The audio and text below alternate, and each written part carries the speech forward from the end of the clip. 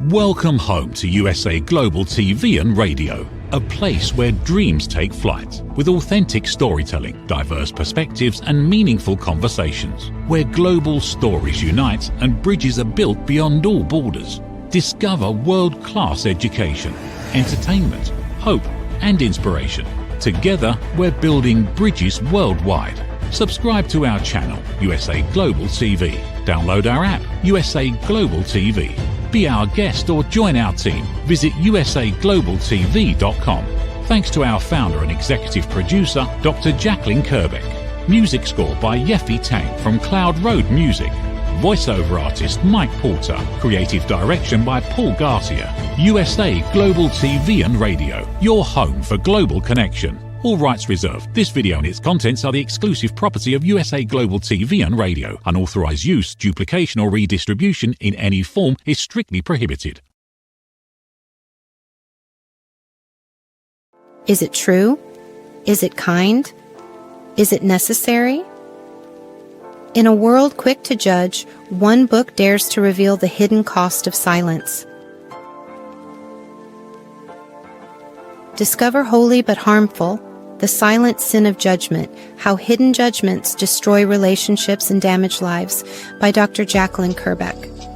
The Amazon #1 bestseller that's transforming the way we understand ourselves and the way we see others. Pick up the companion workbook to uncover your own hidden judgments and learn how to break free from them. Available now on Amazon and at fine bookstores worldwide. Good morning, good afternoon, good evening, and welcome back to USA Global TV and Radio, where we proudly provide world-class education, inspiration, and hope. I'm Dr. Jacalyn Kerbeck, and I am the author of Holy But Harmful, The Silent Sin of Judgment, and also the workbook. So why are we doing this show, and what is it all about? Judgment is all around us. We are judging every day, all the time, including me. So the reason why I started this show, as well as wrote my book and the workbook, is so we can be more aware of when we are judging other people or when we're being judged, and how we can actually react in an unemotional way. So everything is based on 3 questions. Is it true? Is it kind? And is it necessary? Today, we have a wonderful guest, someone who has been here with us before on other shows. And I love when people come back and share their knowledge and expertise. And we're going to be looking at cybersecurity. We're going to be looking about what it teaches us about human behavior. So who is our guest? Our guest is Charles Brakefield, and he is a techno geek, as he would say. He's also a cybersecurity expert, and he is now a full-time author. Let's welcome him to the program and start our conversation. Charles, welcome.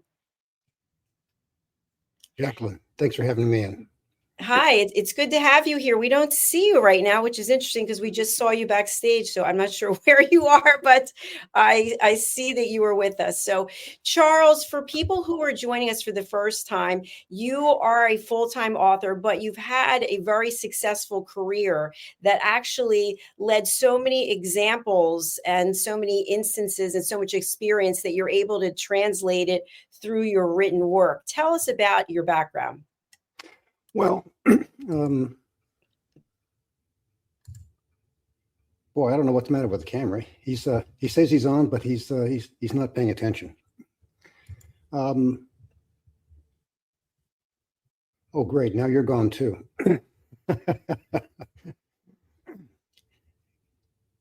Looks like I'm still here. Oh, you're still there? Okay, I'm still here. All righty. In the cyber world, I did voice engineering for Fortune 50, Fortune 100 companies, and the issue with it is that it has to be secure. You can't just, here's how it works. Okay, fine. Can you make it secure? Because the bad people are always after a way to get in. I liked your 3 questions up front. Is it nice? Is it kind? Is it factual? Well, in my world, the answer is no, no, and no. Okay, that's where we start. And so it was a good proving ground for knowledge learning experiences, and the big thing that we always we rely upon, trust. And that's one of the things that gets. I guess it's a subtlety. We all have that same prejudice. We want to believe. We want to trust. I want to trust that. My hair is messed up. You'll say, psst, psst, psst, Charles, fix your hair. I know it's a silly example, but I would trust. There's a certain kind of trust that I have that I think is important, and we all cultivate it. What's really terrifying and really sad, depressing, I guess, is when it's used and it's weaponized against you. And by that, here's what I'm saying. A lot of the attacks that I see leveled against my particular business is trying to cultivate a relationship out of thin air, but using all the information that you can gather using AI. Find everything on Charles Brakefield, and let's put together a compelling statement saying, Jesus, Charles, you're my best friend. We want to be able to help you. You could use more reviews. What a wonderful series. Blah blah blah blah blah. Shine me on. I love it. I suck up that stuff, and it's a lacan. And when you get down to it, it's like, okay, but if you'll just send me, $3,500 for my friend, my inventory of 2,000 my best friends, and we'll take care of all those problems of marketing that you seem to be struggling with. Compelling. I want to believe. I want to believe it so much, and it's much like Odysseus in the Odyssey book by Homer, where they strap him to the mast and they won't let him go. He has wax in all their ears, but he wants to hear the song of the sirens as they go past the island. And if they stop to listen, they'll crash on the rocks and we all be killed. So he's the only one that listens to it. And so I've kind of taken upon that role of myself to examine a lot of those attack vectors that depend upon the social media, social engineering of trust. Let me weaponize it and use it against you. Charles, you brought up so many good points there, because I think as entrepreneurs, as business owners, we always are looking for people who can help us grow our brand, grow our business, and people take advantage of that because now, as you mentioned, as you're a public figure, I'm a public figure, there's all kinds of information available about us and people can use that against us. And yet I know for me, and I would think something similar for you, we believe in the goodness of people, right? We believe that people are generally good. And so my father used to say that was a major flaw of mine, that I trusted everyone. And I've gotten burned a number of times, but I'm thinking it might be a good idea. Oh, there you are. You're back. Hello. I'm thinking that in us having this show today, we're bringing to light some scenarios that other people may experience, whether they've experienced or not, or might be forthcoming. And one thing I'd like to just share with you and get your thoughts about this, because this has happened to me as well as some other people, and I don't want it to happen to you or anyone else, but I was actually contacted by a legitimate business that's in Beverly Hills, California. Of course, you hear Beverly Hills and you think, oh, okay, that's... So they wanted to actually get my books into bookstores. And not only that, they're going to do social media marketing. And not only that, they're going to get me a book signing at Waterstones in London. And of course, all of it turned out to be fake. I actually went to London to Waterstones and they never heard of me. And so they got my money. And then they just silently went away. They just disappeared. No answering the phones, no emails, anything. So my question to you is, knowing that you're an author and you're in the public domain, what criteria are you now using to evaluate offers that are coming into you from the outside world? Well, and that's the part of me that I can't quite break that habit, which is, let me hear your pitch. Go ahead and if this sounds like if it's a shabby pitch, you can see it pretty quickly. All right, you just like, okay, this is what you want to do. I'll do tons of neat stuff for you. I'll just send me money. Okay, those are easily discounted. The ones that are more insidious is where they prey upon actual information is true, and they distort it to be able to make it sound compelling. But there's all these contextual clues of, okay, their email address. They've got their name and several numerals after it. Huh? Peculiar names, not John Smith, but peculiar names that shouldn't need a number. But the number designates the attack that they're levering, and that might be hundreds of people that they're trying to do, and that they have to track that. And if they send back if you say, yeah, I'm interested, okay, and they call me Bill, I know it's bogus. That's those are the kind of things that they do. One of the worst ones is where they actually use a real person, like they did against you, Jacalyn. They use their email address. They use their link for a published book, and this all looks good. And I was at a book signing in Denver 2 weeks back, and I saw that person's book on the shelf. I'm not going to tell you who it is because he's being hacked, and I'm going to have to send a note to him saying, do you know your information is being weaponized to be able to convince somebody? And it went right back to, they said, it sounded so good. I said, yeah, tell me more. Oh, by the way, if you want to do the kind of stuff I've got, go to this company and they'll handle all your marketing for you. And I went, wow, that was a good one. You almost caught me on that one. But you have to be able to, and being the techno geek that I am, and I'm always questioning, looking. I don't understand. Why would you do this out of thin air? And the answer is he's doing it to hundreds, maybe thousands of people, and they're tracking it back to a spreadsheet that says, okay, here's a sucker we can exploit. And once the money's gone, it's gone. Yeah, that's the truth. In fact, yesterday I heard one of our team members, all of her bank accounts were hacked and all of her money's gone. Ooh. And, I think to myself, how can a person live with themselves knowing that they're taking someone's hard-earned money? And in the scenario where I mentioned to what happened to me, two things stand out to me now that did not stand out to me before. I kind of was questioning it, but now I'm kind of like, you know what? That was a red flag. The first was the guy is located in Beverly Hills, but he can only contact me on WhatsApp. And of course, with WhatsApp, there's no voicemail. It just rings and rings and rings. And so he would never get back to me. It was when he would reach out to me.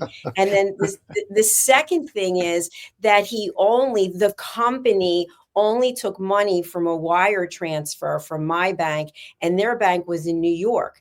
And so I said, well, do you have locations in New York? No, we're expanding. Well, why is your bank in New York? Well, we started. It's something like convoluted, which now it stands out as a red flag. Exactly. Yeah. Whenever I get picked on for somebody, and this usually happens on LinkedIn. Sorry, LinkedIn. But that's where some of the predators hang out, looking for people that have got good traction.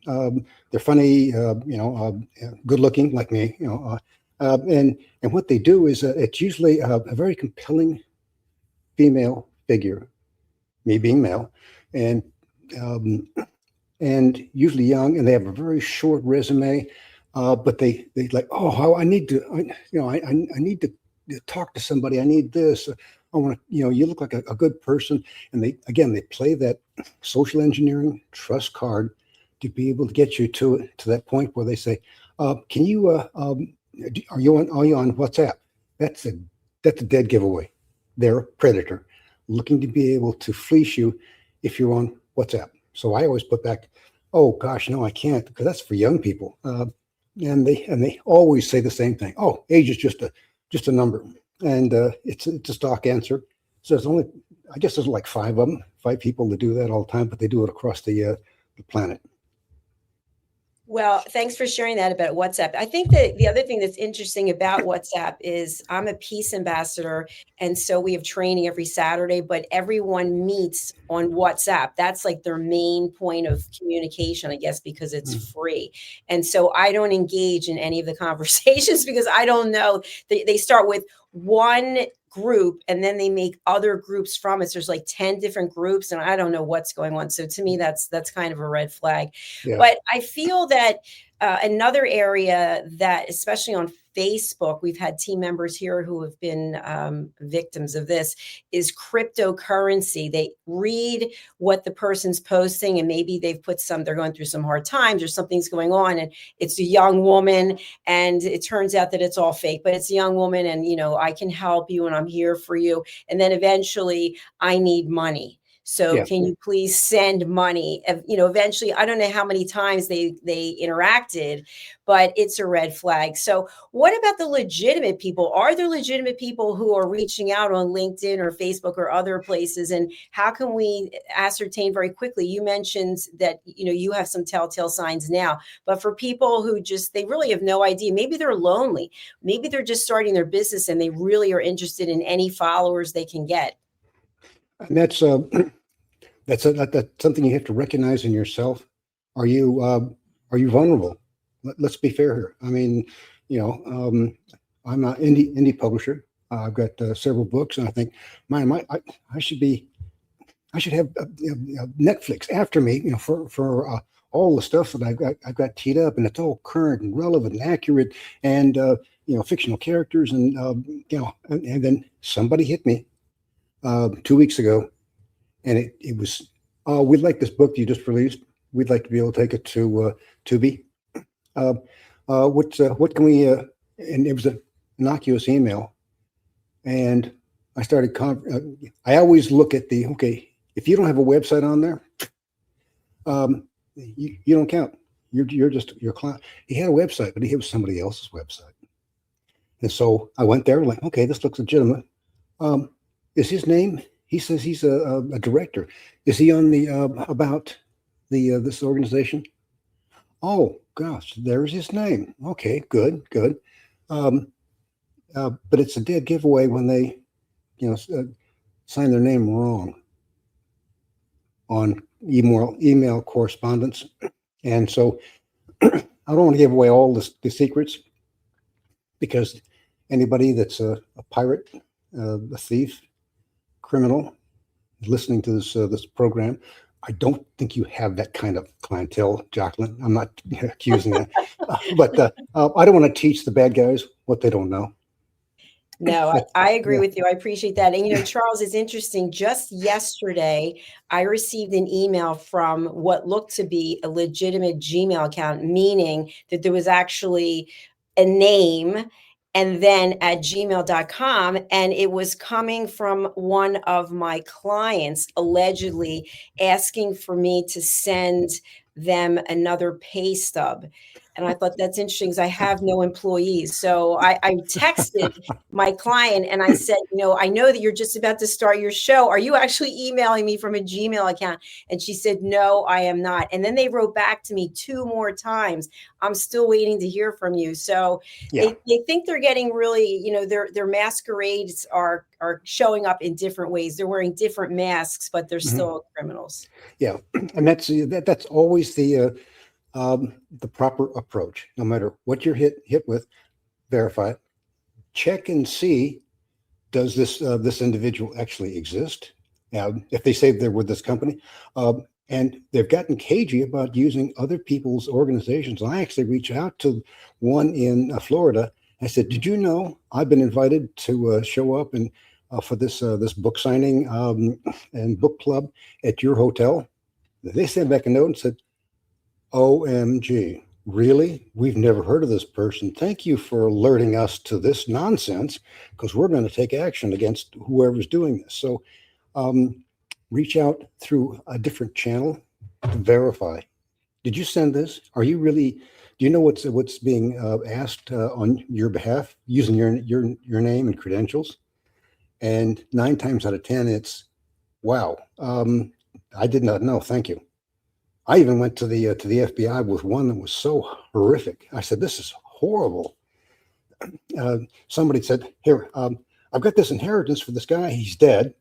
I'm the executor of his estate, and I can't find anybody. So, hey, help me get this wrestled through the litigation, and I'll give you half of it." And I went, "Huh?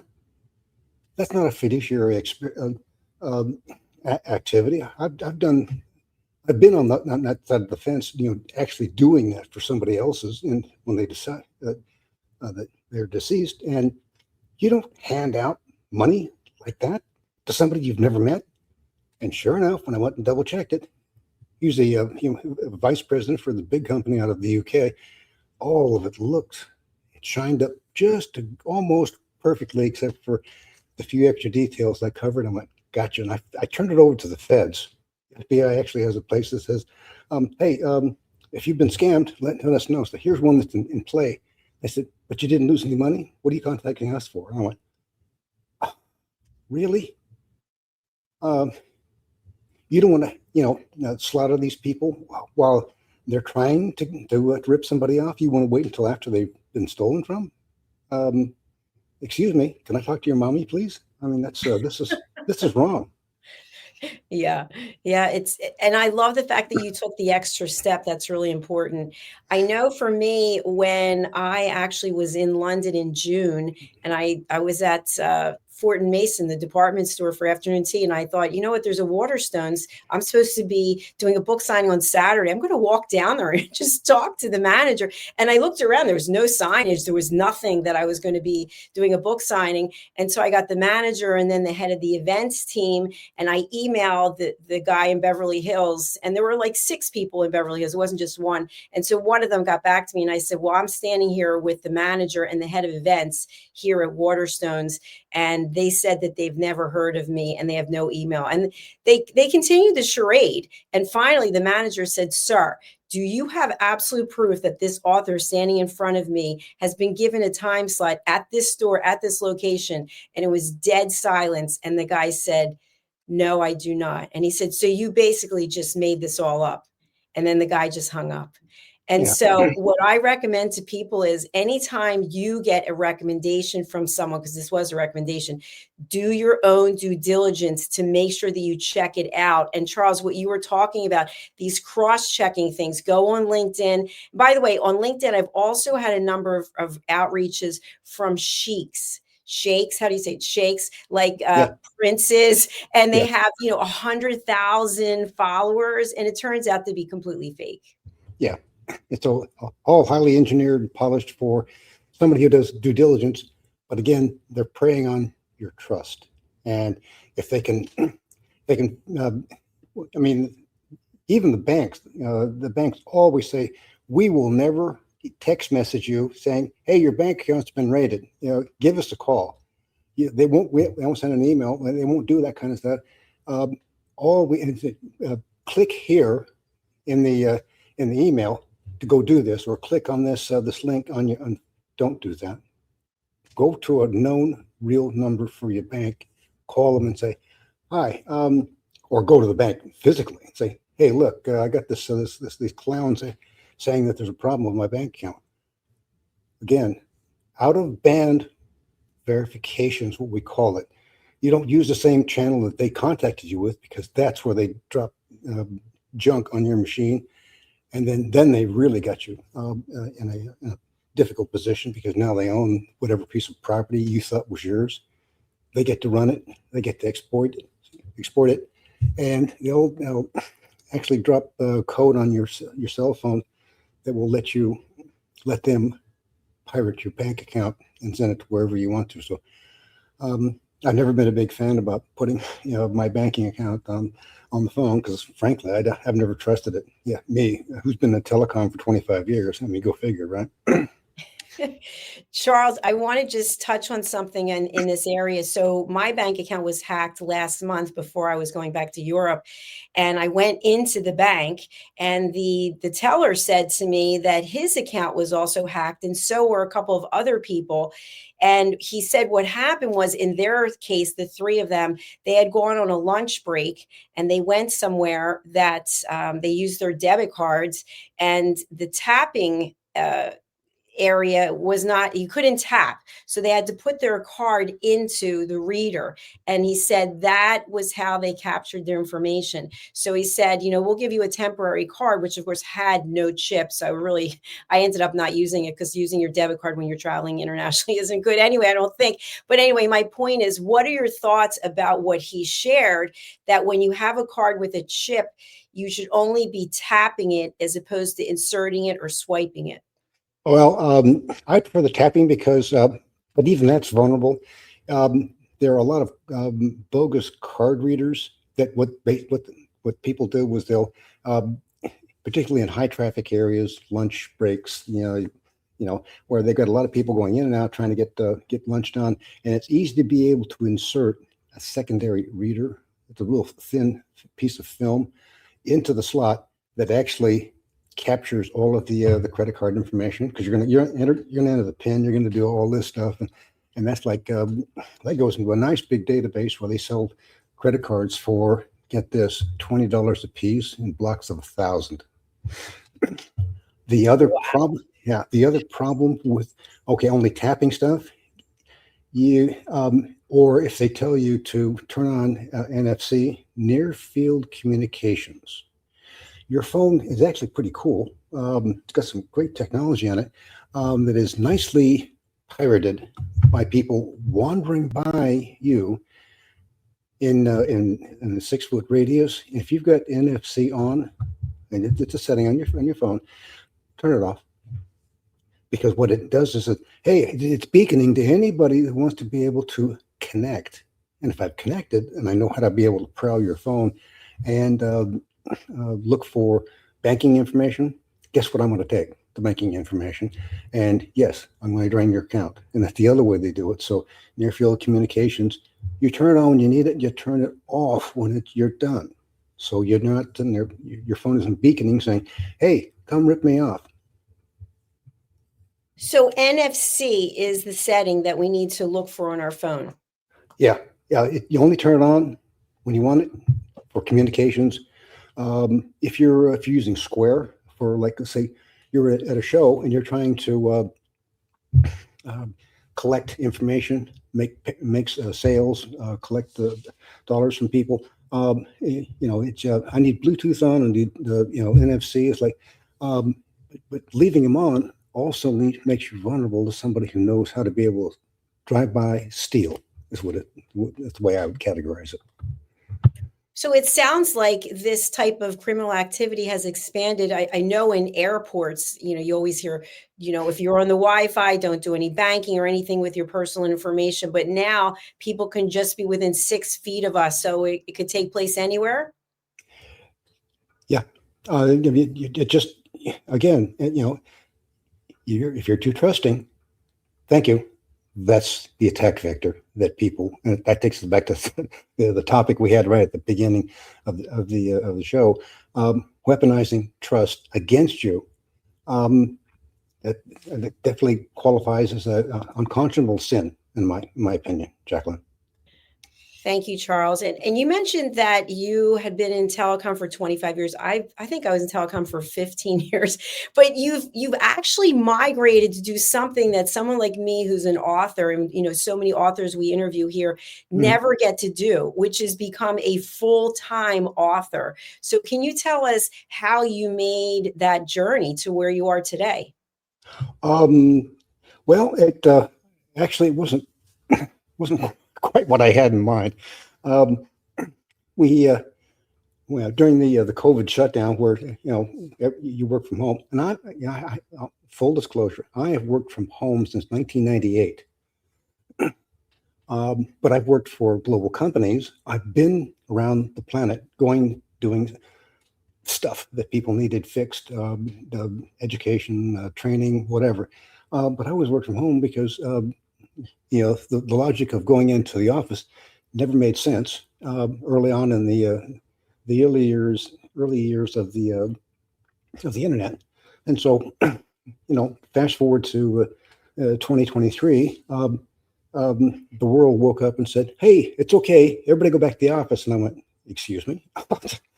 No, I just got my puppy dog here, and he's nice and comfortable having me close by, and I respectfully decline was my response. It took them a little over 4 months for them to really lose their temper and trash me.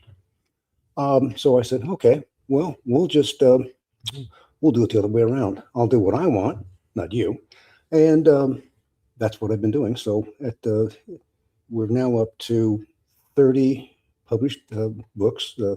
We like going on podcasts. I love going to book signings and hanging out with the people. Said, "Tell me about your book." Oh, that really jazzes me. And I don't have to worry about going through an email or a phone call or dealing with somebody bogus. I can see it in their eyes. They want to hear. They want to know.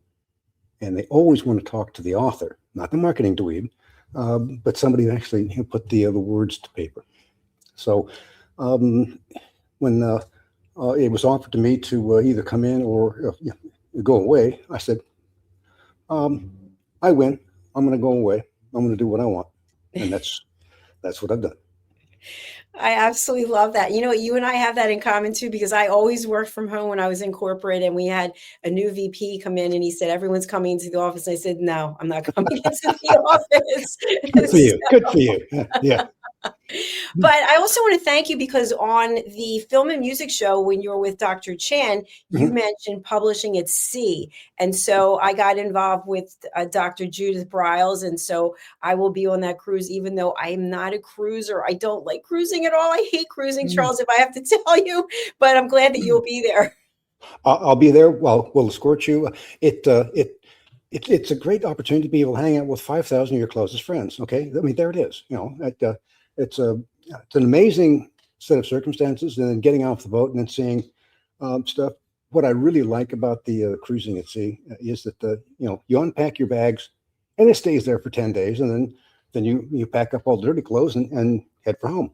So you're not moving from hotel to hotel, unpacking, repacking, which is tedious. But then they've got the point where they got all of the water slides and everything to be able to. Don't forget to bring your swimsuit and your floaties and your goggles, because there's a lot of things to be able to do for outdoors, because it's right there in the Caribbean.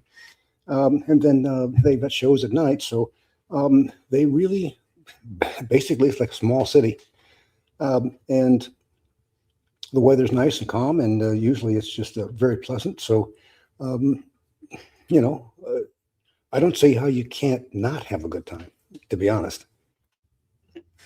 Well, fingers crossed. I went on an Alaskan cruise with my mother, a trip that I earned when I was in corporate, and it was really bad. And the ship was rocking back and forth, and they were handing out bags if you got sick. And that's my memory. But tell us a little bit about the role that you're going to be playing in terms of publishing at sea.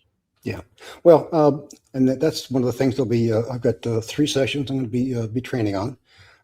Here's stuff that I've. Okay, I'm self-taught. I know how to be able to build videos with using an AI engine and of my books, and I'm teaching people how to be able to do that. How to be able to enter some of the subtleties for Amazon in their A+ area. I'll be teaching about that, and then security was the third one that the Dr. Briles has asked me to be able to train on. So I got 3 sessions I'll be able to offer. So I expect that you'll find some interesting tidbits on the show. Fantastic. Well, I'm looking forward to it. Let's talk about your actual collection of books. So the Enigma series, what is this specifically about? And then I'll ask you an additional question. Okay. So there's actually 3 series overall. The first one is the Enigma series, which is book 1 through 12. And this is where we explore, the background on the books is that this is the third generation of cyber good guys in today's world that are fighting the cyber thugs, and each one of the books has a different attack vector. So identity theft is where we start, and then battlefield communications, under siege by multiple bad actors. They get their start, and we did a historical fiction book, sort of the prequel, called Out of Poland. And what it does is it sets the stage for three Polish patriots to be able to hit back at the Germans after they've invaded their country in 1939. They steal the Enigma machine from them and send it to the Brits for being able to decrypt it, break it down, figure out how it works. But they make a copy and they build their own information dynasty, which is the R group. And they're the good guys. And then as they age by book 12, and they say, well, okay, we're done with this. We're going to turn the reins over to our heirs. And that's Enigma Heirs, book 1, 2, and 3. That's the fourth generation of people that you want on your side when you're fighting the bad guys. And then we took a quick jaunt off into the at the request of the underground authors, just to come join us and write some cozy mysteries for us. And so we had a lot of fun doing 4 different books. And the last one we did came out in August, called The Flight Enigma, an international espionage mystery that has 2 of our favorite characters, Juan Jr., also known as JJ, and his bride, Jo. She's a international model, a high-powered model out of Brazil, and they like going to this place called Magnolia Bluff to be able to get away from their adoring fans and just kind of recharge their batteries. But unfortunately, they keep bumping into some sort of mischief problem. Somebody gets murdered, or somebody's trying to engineer the theft of high-tech technology for stealth used in the F-35 fighter plane. And that's that we travel through all of those disadvantages that are forced on to the good guys, and they have to learn how to be able to beat the cyber thugs, and that's the main theme through most of the books that we have. Well, congratulations on all your success and the fact that you keep showing up and putting out new content as recently as August. How much time do you have to spend researching? I mean, I know you have an extensive background in these areas, but as new things are brought out to the market when it comes to AI, for example, and other technologies, do you have to spend a lot of time researching? Well, I'm always poking around looking for stuff that's interesting, Jacalyn. I just have that kind of thirsty mind. It's like, well, okay, how does this stuff work? I like reading about the nuclear fusion project that they got in southern France right now. That was hugely cool. Reading about how they're going to be able to bring us a plasma cloud up to 25 million degrees to be able to start generating power. And I'm shortening because there's a lot more to it than that. And the AI engines, how are they being used? I mean, we've got I've got a 1-2 book 11 and 12 is all about the AI wars that we wrote about back in 2017. So we're looking at trending new things, and then we want to revisit that and say, okay, how did those predictions turn out? What do we learn? Wow, and what's the new attack vector? Because as we started off at the top of the hour, all the people that are now using AI to be able to hack into your emotional armor and ruin and get your trust so they can steal money from you. Those are pretty easy things to be able to have postulated up front, but at the same time, what else have we missed? So yeah, we're always researching, always looking what's new over in with Anamorphic or Gemini or with Copilot. I test that stuff on a regular basis because I'm usually poking at it, seeing what it'll do and where the problems are. Thank you so much, Charles. And, I don't think I've ever asked you this, but do you run master classes or workshops? On certain things, yeah.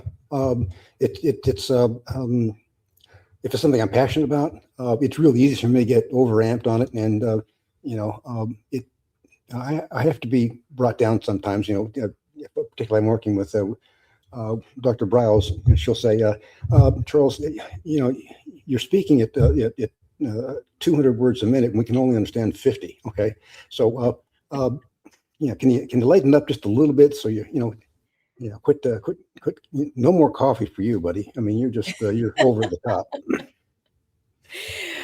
Thank you for sharing that. And another area I just want to tap into, we're coming to the end of our show. I've seen a number of places on social media where they're asking if you want to take an IQ test, all kinds of different tests that they're putting out there. So I've clicked on a couple of them just to see, and I'm like, oh no, they're probably like stalking me now. But what should we be wary of when we see these kinds of advertisements on social media as well? For me, I'm not going to, try and dictate to other people's disciplines, but for me, I got one where they said, "Hey, would you mind? We'll pay you. Okay, money. Money's good. Money's always good. We'll pay you for answering questions and helping us write." Helping this AI engine write. You don't have to know anything about AI, but because you're an author, because you know how to write, you know what sounds like it's written by a human being and what isn't. And I had to look at it and went, I don't really want to train an AI engine to be able to excel at what I've taken years to be able to put together. So I would caution, or at least advise people, look at what you're being asked to do. Contribute to a database. They're called LLMs, large language models.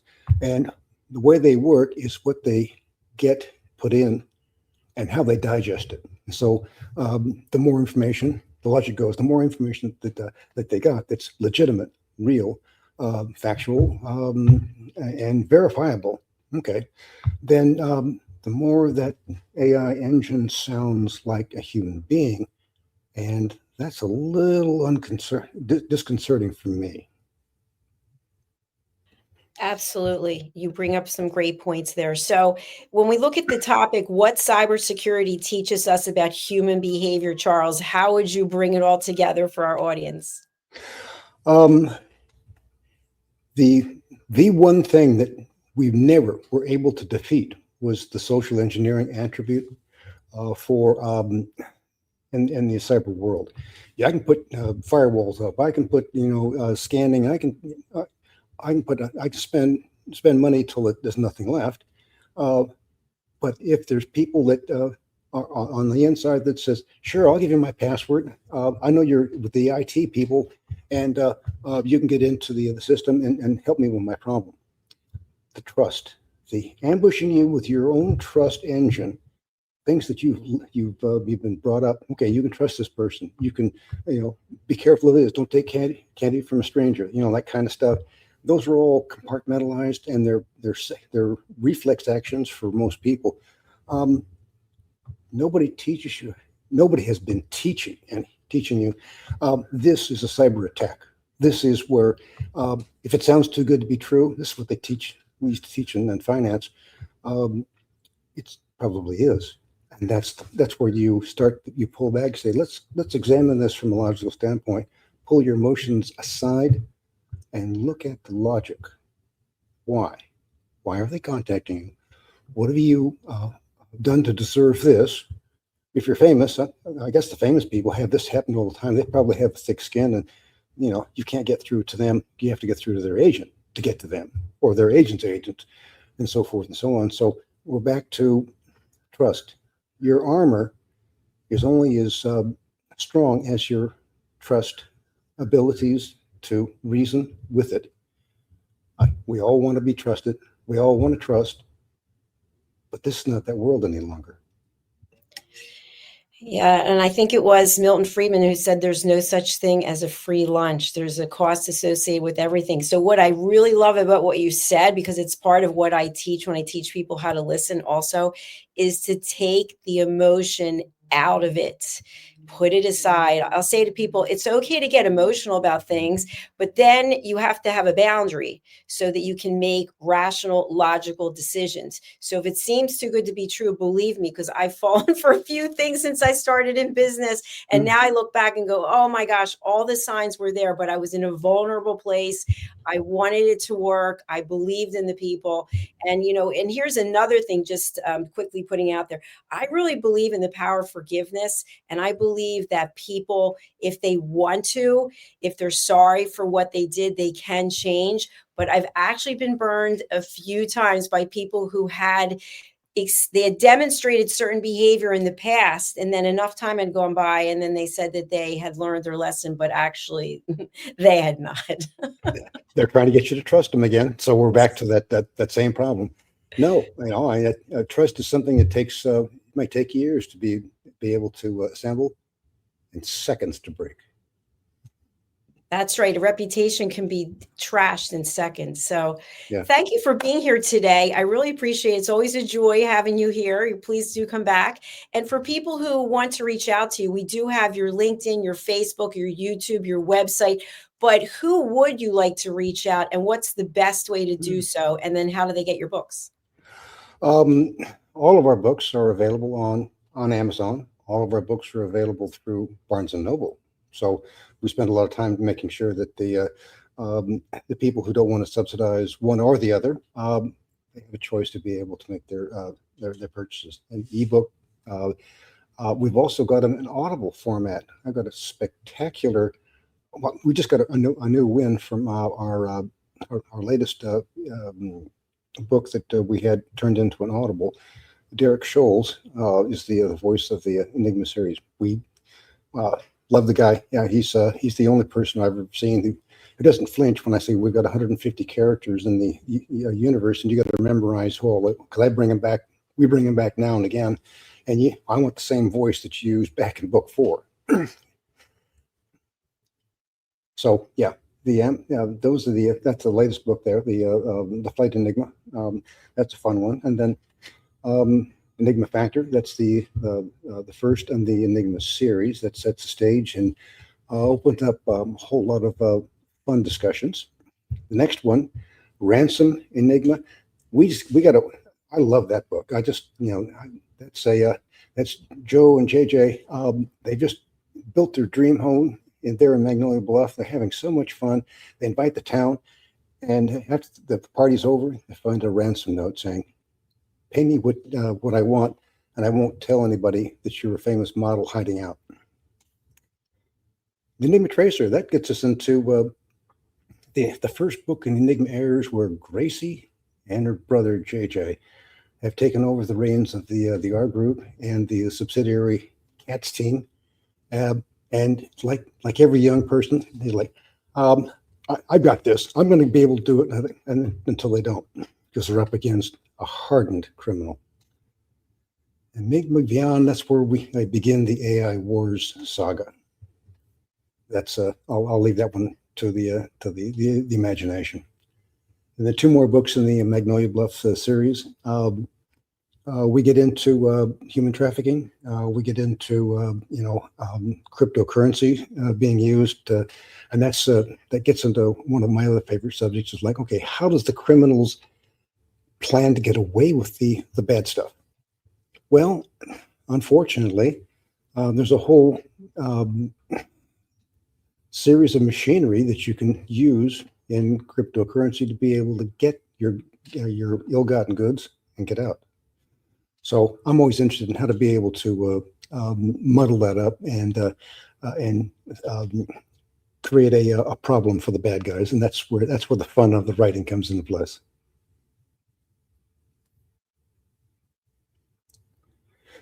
It's we lost your voice. good to see you smile, and congratulations, because you have an excellent memory. You were able to recite what all the books are about. So that was fantastic. Charles, any last words you'd like to leave with our audience before we sign off today? Just visit us on our website. Take a look at the videos that we build for the books. We do it for other authors as well, so that we have an authors area to be able to showcase them. But the enigmaseries.com, that's where the links are to everything in our Enigma universe. Even some free downloads, things to be able to watch out for. Don't feed the fish. Some security tips and tricks that we put out there for free downloads. Just take what you want and use them to your digital protection. Thank you very much. Thank you for sharing your knowledge and your expertise and your experience. It was great seeing you, and I look forward to having you back again soon. Thank you, Jacalyn. Thank you. Bye for now. Bye.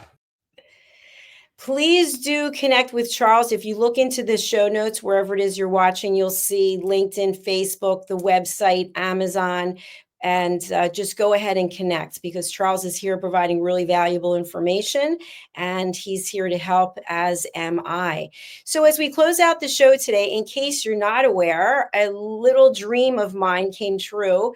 And basically through my friend, Dr. Madeline Chan, she said she saw a singer in me, and I always wanted to be a singer.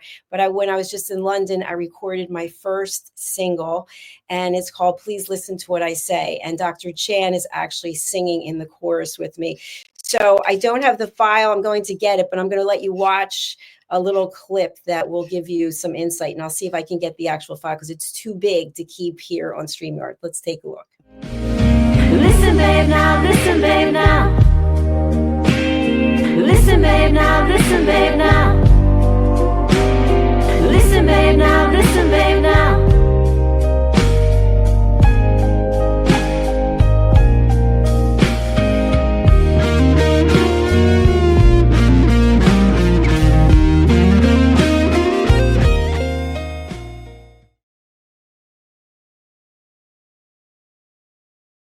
Okay, there you have it. I was unable to upload the file because it's so large. So you can find this over on any of the places where they sell music. So Apple, iTunes, Spotify, as well as Amazon Music.